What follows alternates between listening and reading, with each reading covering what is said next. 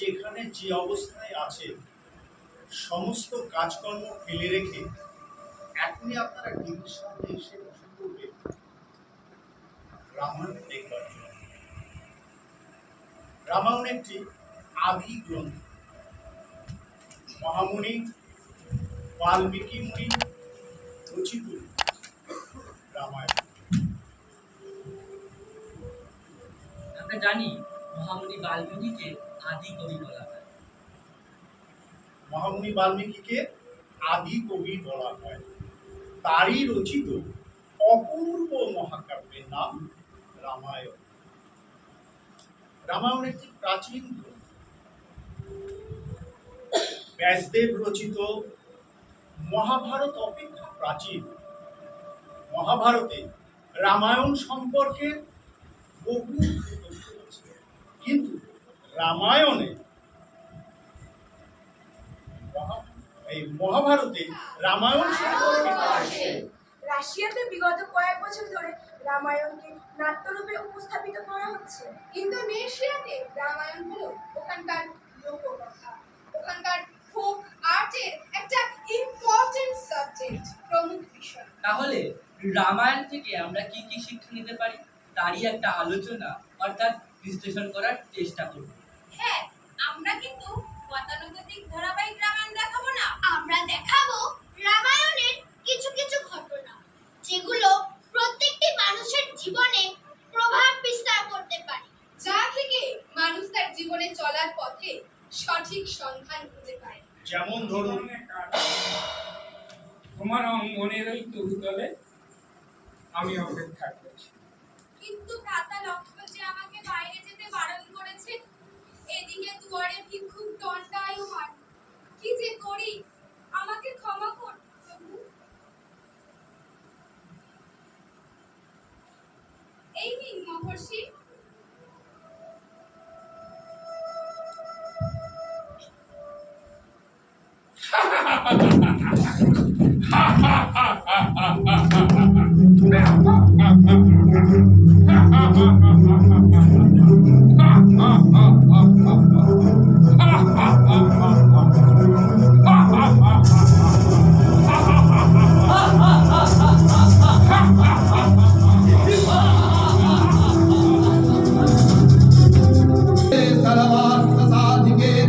शरण्ये त्र्यम्बके गौरी नारायणि नमोस्तुते सृष्टि स्थिति विनाश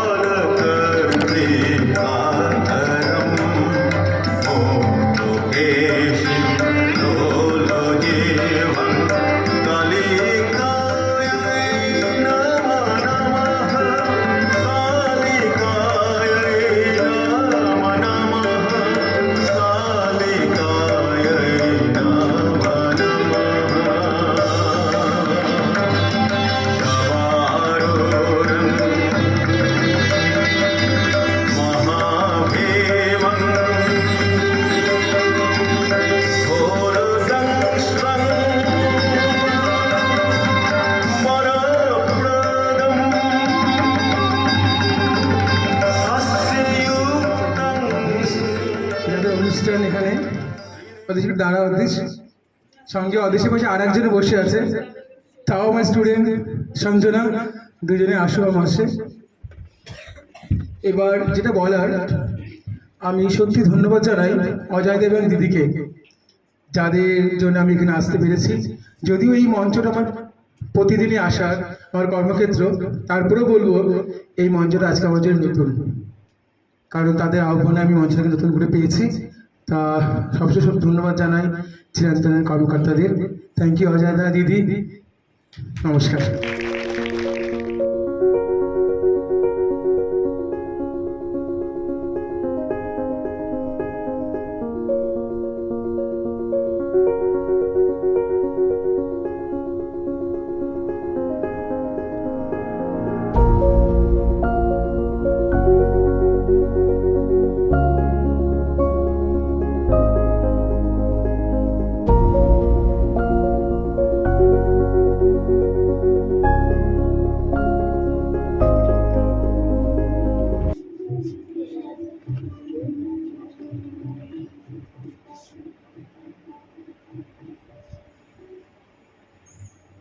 হ্যাঁ?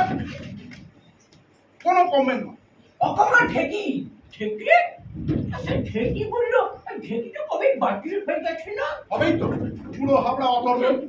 চোখে দেখে না, কানে শুনে না, কম্পিউটার চালাতে গিয়ে লেজে গোবরে হয়, তাও গদি আঁকড়ে পড়ে আছে। আর এইটা কিন্তু আপনাকেই বলেছি। এই না স্যার, এই মাইরি বলছি স্যার, যৌনাকে সৌগন্ধ স্যার, এই ডিপার্টমেন্টের স্যার আমার থেকে অনেক বেশি সিনিয়র। আগে না, আমার অনেক আগে থেকে ওই ইন্দ্র ক্যাবিনেটে মৌসি পাট্টা কেটে বসে আছে। এই চিত্র হ্যাঁ, শুনতে পাইনি বোধ হয় না? দেখ, হ্যাঁ কি নিয়ে যেন কথা হচ্ছিল? গদির কথা স্যার।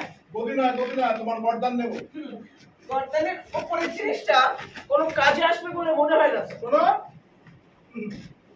তোমার গর্দানের উপরে বস্তুটি কেমন হে? পরীক্ষা নিয়ে দেখতে পারেন। ঠিক আছে, গন্ডগোল না মিটলে তোমার গর্দানটাই আগে নেবো। হ্যাঁ হ্যাঁ, সে কি কেন স্যার, আমি কি করবো? আমার তো কিছু তদন্ত কমিশন বসলে দেখুন একটা গর্দান নয় বস্তু। সেইটা সাধারণ সমাজের নিজের চলার মাথায় হয়, তাই না স্যার? চুপ! আগা পাঁচটা সব খোঁজা হয়েছে? আমি নিজে খুঁজেছি স্যার, আমিও কিছু পেয়েছো? কিছুই না নাথিং স্যার। স্যার আমার মনে হচ্ছে না একটা কনস্টিটিউশন কমিটি তৈরি করতে হবে। হ্যাঁ, হারামজাদাটা কনস্টিটিউশন ইনভেস্টিগেশন। ওই তোমাকে বলেছে তুমি ইমিডিয়েট একদম বললে না? Sorry sir. আবার sorry না? চিত্র, তুমি বলো তোমার বিরুদ্ধে কি ব্যবস্থা নেওয়া যায়? এটা কিন্তু কখনোই হয়নি, এবারে প্রথম। মানে এবারে তুমি হবে কেন? তোমার কম্পিউটারটা কি বলছে? কিছুই তো বলছে না, মাথায় কতবার চাটি মারলাম, কিছু বললাম। আচ্ছা, এটা কি? ও কিছু বলি না। এটা কি তোমার চান্দিসটা যে চাঁদিতে চলবে? বিশ্বকর্মাকে খবর দিয়েছো? দিয়েছি। কি বললো? আসতে দেরি হবে, ওদিকে ইন্দ্র সিস্টেমও নাকি ঝুলে গেছে। অপরাধ কে ইন্দ্র? দেখেছো তোমার মাথায় কিরম গোবর পড়া?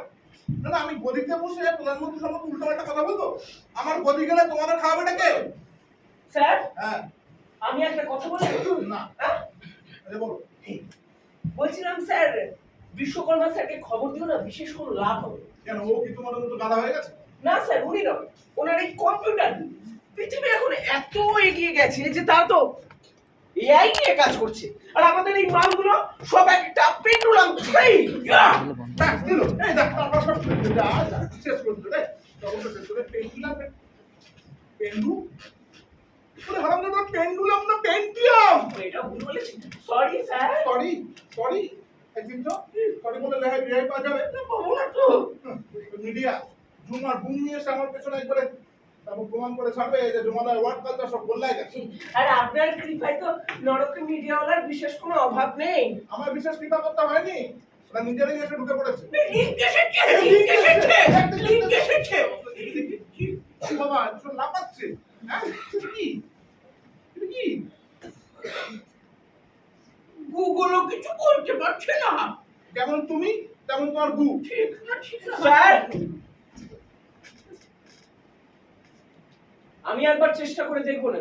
তুমি তোমার হাতে কিছু হবে বলে মনে হয় না স্যার, রীতিমতো 2 মাসের একটা কোর্স করেছি কম্পিউটারের উপর। দেখো, চেষ্টা করে কিছু করতে পারো কিনা। আমার চেয়ারে বসার স্বাদ হয়েছে তোর? আলবা, তুমি তো সারা পুরো হয়েছো, কিচ্ছু মনে রাখতে পারো না, সব ভুলে যাও। কম্পিউটার জানো? তুই জানিস? শুনে না যে 2 মাসের একটা কোর্স করেছিল কম্পিউটারের উপর। ওই পাগলা, এসব চাকরি না কোর্সে হয় না, সর্ষে হয়। সর্ষে? কালো সর্ষে না সাদা সর্ষে? আরে কি সর্ষে? কালো সাদা কি লাগে বলো? অচোখ থাকা ওটা সর্ষে মানে মাস্টার। সর্ষে বাবা, তুই তো আবার ইংরেজিটাও বুঝবি না। ওটা সর্ষে না, ওটা সর্ষে। একদম ছোড়া বাবা। কাছে আয়, কাছে আয়। কম্পিউটারের সামনে তোর মতন একটা আড্ডামটাকে কখনো মানায় না? তোমার মতো বুড়ো হাবড়াকে মানায়? হ্যাঁ, কিছুটা মানায়। শোন, যে চোর যে মন চোর, অনেকদিন ধরেই একটাই ইলিশ কাজ কম্পিউটার কোম্পানির কাছে চাকরি চাইয়ে একবার কুড়কুড় করছে। তুমি নতুন করছো না, ইলিশ কাজ করছো আমার চেয়ারে, আমি বাইরে চুলটাই ঘাম দিচ্ছ তুমি। তুমি শাসো একটা ঘাম। আরে দাঁড়াও দাঁড়াও, আরো কিছু বলার আছে? এই সাধু বাবা তোমার কে হন? হ্যাঁ, এই পৃথিবীতে উনি আমার একমাত্র আত্মীয়। আত্মীয়? বাপরে বাপ, আত্মীয়? সন্ন্যাসী গৃহীর আত্মীয়? আরো কত কি দেখার আছে। হ্যাঁ, আমরা এবার আসি। এক মিনিট এক মিনিট, সাধু বাবা আপনার এই বিনাটা বাজে। এই না না না না, বাজে কেন হবে? আরে এত দিন ধরে এত জায়গায় বাজালাম, না না কেউ কখনো বাজে বলেনি। আরে না না, আপনি বুঝতে ভুল করছেন। আমি জানতে চাইছিলাম এটা বাজানো যায়? উমা, এটা বাজানো যাবে না কেন? এটা না, আপনি এটা যে সুরে, যার সুরে চাইবেন তার সুরেই বাজবে। বাজিয়ে দেখুন না। এরকম একটা জিনিসই তো আমি খুঁজছিলাম। হ্যাঁ, দারুণ সুন্দর জিনিস।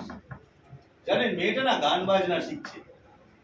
সাধু সন্ন্যাসী ব্যবহার করা বাদ্যযন্ত্র, আহা, বড়ই পবিত্র ব্যাপার।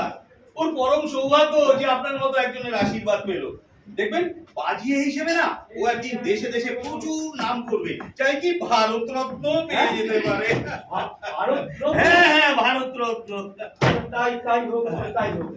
বলছিলাম যে এবার তাহলে ওই অজেন্দ্র নারায়ণ মুজাহিদের পেনশনটা তো আরে হয়ে যাবে, হয়ে যাবে, কোনো চিন্তা করতে হবে না, একেবারে নিমেষে হয়ে যাবে। এবার কি দাঁড়িয়ে আছেন কেন? ও বসবো? বসুন। দেখেছেন বসবো। আমার কিরকম ভোলা মন, হ্যাঁ। এতক্ষণ আপনাদের দাঁড় করিয়ে রেখেছি, আর চেয়ার দুটো পরে ভুলে গেছিলাম চেয়ার আনতে। এখন চেয়ার আনা হচ্ছে। বসুন বসুন। হ্যাঁ, ঠিক আছে, ঠিক আছে। বলছি, বাবার পেনশনের ব্যাপারটা কিন্তু আবার ভুলে যাবেন না। আরে না না না না, ছি ছি ছি, তুমি কি যে বলো। হ্যাঁ, আর ভুলি, আর কখনো ভুলবো না। হ্যাঁ, কি খাবে বলো, গরম না ঠান্ডা? দুটোই খাওয়া হয়ে গেছে। মানে না শুনুন না, আসলে বাইরে হবেন বলুন, ভেতরে আপনি ছি ছি ছি ছি। তো বলছি যে অফিসের বাইরেটা তো গরম, আর ভেতরে ওই ঠান্ডা মেশিনটা চলছে। ওই এটাই বলতে চাইছিল আর কি। আমি মোটেও সে কথা বলিনি। আমি বলছিলাম কিছুক্ষণ আগে উনি আমাদের সাথে কেমন শীতল ব্যবহার করছিলেন, আর এখন কেমন উষ্ণ। মা আস্তে আস্তে সব কথা বলতে নেই মা। এই বড় মানুষ দেখছো না, দেখছো ওনার হাতে কত কাজ। আপনি কিন্তু কিছু মনে করবেন না। আরে না না না না, মনে করার কি আছে, বয়স কম তাই একটু একটু মাথা গরম তো হতেই পারে। আচ্ছা আচ্ছা, ঠিক আছে ঠিক আছে, দেখছি। হবেন? হ্যাঁ হ্যাঁ, হ্যালো স্যার। এই মিস্টার গুছাইদের পেনশন ফাইলটা তাড়াতাড়ি দিয়ে যাও। হ্যাঁ ওকে স্যার। হ্যাঁ ঠিক আছে। সত্যি একটা সামান্য ব্যাপারে আপনাদের বড্ড ঝক্কি পোহাতে হলো। ব্যাস, আর মাত্র কয়েকটা মিনিটের মামলা, দেখবেন তারপরে সব ক্লিয়ার হয়ে যাবে, আর আপনাদের কোনো রকম কোনো চিন্তা করতে হবে না। পেনশন একদম যথারীতি টাইমলি আপনারা পেয়ে যাবেন, আর কোনো টেনশন নেই। হ্যাঁ, সত্যি দারুণ। স্যার হ্যাঁ, রাখো রাখো রাখো রাখো, ঠিক আছে। হ্যাঁ,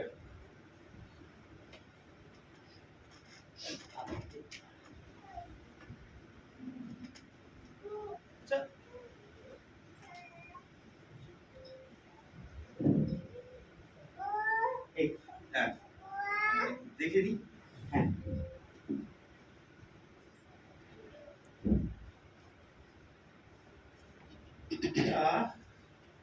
হয়ে যাবে, তবে